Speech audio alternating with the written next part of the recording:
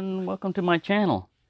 Well, it's story time, and normally story time is late at night and stuff, but this is in the afternoon, and there's a lot of people out there swimming, so you're going to hear a lot of noises and stuff. But what this story is coming about for is I used to work at a rifle and pistol range, and for the longest time, it was,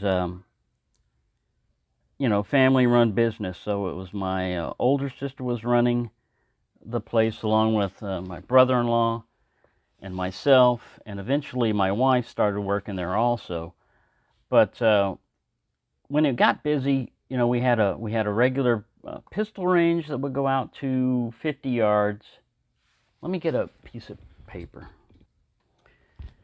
All right. So the pistol range was kind of laid out like this. You had a long, windy dirt road that went over there was a little, like a lake, a little pond that we had there. Not really a lake. It was just a stock pond. And there was a berm over here you drive up, and it would come into the actual pistol range itself. I didn't draw this actual to scale. But like, here's the range house, all right? Then there was a trailer that was next to that, and then they eventually built an awning over this, but for the longest time this was open, all right? And so right in front of the range house, we had a 50-yard pistol range that was broken down into 7-yard line. There was sidewalk, 15 yards, 25, and 50. And then the targets were back here. Right next to there, we had what we call a little plinking pit, where you could just throw anything in there and shoot at it all you want.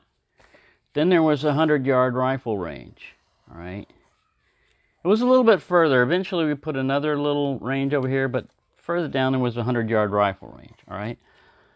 And we hired a couple of Marines that worked over there to come, help us during, especially during hunting season and everything. People would always come up and want to sight their rifles in, for 100 yards and everything. And so I was in a range house, and this one Marine I had working for me, he comes in there and he says, "Hey man, I need you to come with me to the 100-yard rifle range." And it was dusk, most of the people had already gone. There were no more shooters out there and stuff. And he said, "I need you to come out to the 100-yard rifle range. There's something strange going on out there. There's something really strange going on out there." Well, we're a rifle and pistol range, so I'm going to bring a gun. He says, "Don't bring any guns." That's what he told me. He says, "Don't bring a gun. Now, for this, you're not going to need a gun." And I said, "Well, if it's strange, man, and it's a pistol range, it's just, if you walk around on a pistol range, if you're in a pistol range and you don't have a gun on you, you're the only one that doesn't have a gun. It just doesn't make any sense." And I was also a range officer there, so I usually always had to have a gun, but he wanted to make sure I didn't have a gun on me. So I took my gun off, but what he doesn't know is I never trust anybody, enough to be fully unarmed, or back then I didn't, So I had another gun on me that they didn't know about. Well, anyways, the other guy wasn't with me, and so there's one Marine over here, and the other one is kind of missing, and he's telling me that there's something weird going on by the berm where all the targets are at. And we had concrete, stands down there that we would put, target frames and everything into. And then right behind it was, they put some, just tires, a bunch of different tires and stuff, and then the berm would come up. Well, this one Marine was walking with me, and we're walking down there, and one of these tires goes sailing up into the air. Like something threw it up in the air. And the other Marine goes, "What the hell is that?" And he goes, "Let's get out of here. Let's run. So I pick up a rock and I start throwing it You know, I start throwing rocks over there at there, and he goes, "Come on, run, man! Come on, run!"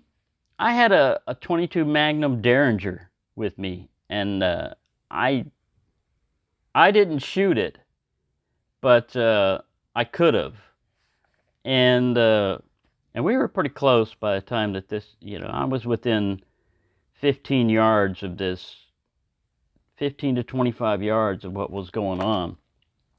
Well, it turned out that the other Marine was hiding down in the berm down there and throwing these tires up, and they were just trying to scare me. Well, he said, the guy that was down there, he said, when I threw that rock, it almost hit him in the head. It whizzed by his head. And I said, well, it's a good thing you guys didn't get too carried away with it, because I had this with me. And I pulled out the Derringer, and I showed them. And they were like, man, the other guy told him, I told you, make sure he doesn't have his gun on him. He said, he did. He took his gun off. I said, I carry more than one gun. So the story behind this is, Peter and I, Jersey Knife Guy, he knows my address and everything. And I know his address. He lives up in New Jersey. I live in Texas. He's always telling me, I'm going to be knocking on your door. I'm going to be banging on your door. He was even, I know he was trolling me today just to get a reaction out of him, but he said, man, I'm gonna come up to your door tonight, and I'm gonna bang on it. I bang real hard. And I said, my gun bangs louder. You know, I mean, don't do that. Seriously, do not try that crap with me. If you know my address, do not pop up unannounced. He says, I used to be able to climb balconies and everything. I could be up on your balcony. I said, man, don't do that, especially in Texas, man. Everybody is armed. Don't be trying any of that crap. I have to say this, even though I know he's just joking around, is so that he never tries that, because, man, wouldn't that suck? You wind up trying to do something as a joke and you get shot. Nobody's going to feel good about that. You're not going to feel good, and I'm not going to feel good. It is just a very bad idea. So I just wanted to put this out there to anybody that ever thought about trying this shit. I almost killed somebody trying this exact same stuff that's going on, and it's really, I mean, come on, man. It's not something an adult should do anymore. Maybe when you're in your 20s, yeah. But, you know, you get to be my age or somebody else. Old people don't like to be startled, you know, boo and all that. You can actually kill old people that way, you know. So, I mean, I know some people like practical jokes and all that stuff. Man, try improve your comic skills or something, man. The practical jokes are just somebody else's the brunt of your joke, you know. They fall down or they're made a fool of, and banging on someone's door at night or climbing their balcony at night is a good way to get shot. A very good way to get shot. Plus, if you don't get shot, you know, somebody else might shoot you. Even if you know me, somebody else might shoot you. Anyways, all I'm saying is, if you want to know something about me, don't try this crap. Do not try this stuff. I mean, there are such things as phones, you know.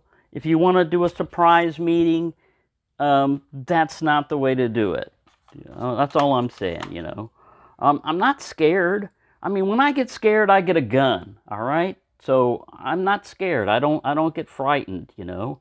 I get concerned, but I don't get frightened.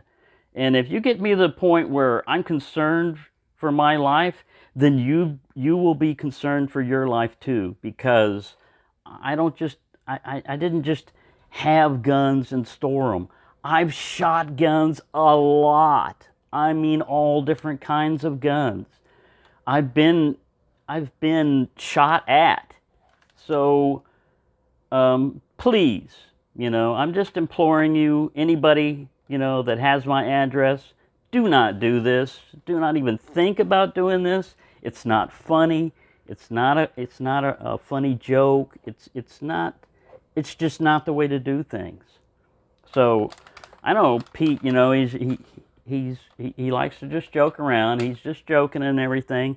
But still, I'm I'm just saying this so that no one that I know, nobody that watches this, will try to do something like that. Peter is crazy enough that he might want to,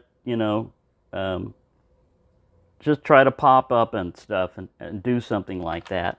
And I'm just saying that's a bad idea.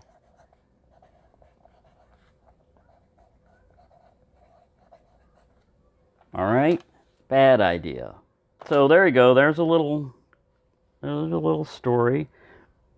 The first one actually happened and everything, and the second event where Peter was joking around about, I hope never happens. I hope nothing like that ever happens, because somebody climbing your balcony at night, I mean, I'm in a small apartment, man. You're not going to be able to do that quietly. I can hear people walking up the steps with my door closed, So, I mean, yeah, you're going to have a hard time creeping up on me. But anyways, I just wanted to put that out there just in case anybody else beyond Peter had an idea that this might be a good thing to do. So there you go. I hate to slam on, I don't want to make it sound like, Peter's a bad guy and stuff, because that's just his way of joking around. But I'm just saying, that's not the way to joke around with me. So thanks for watching, and have a safe and nice day.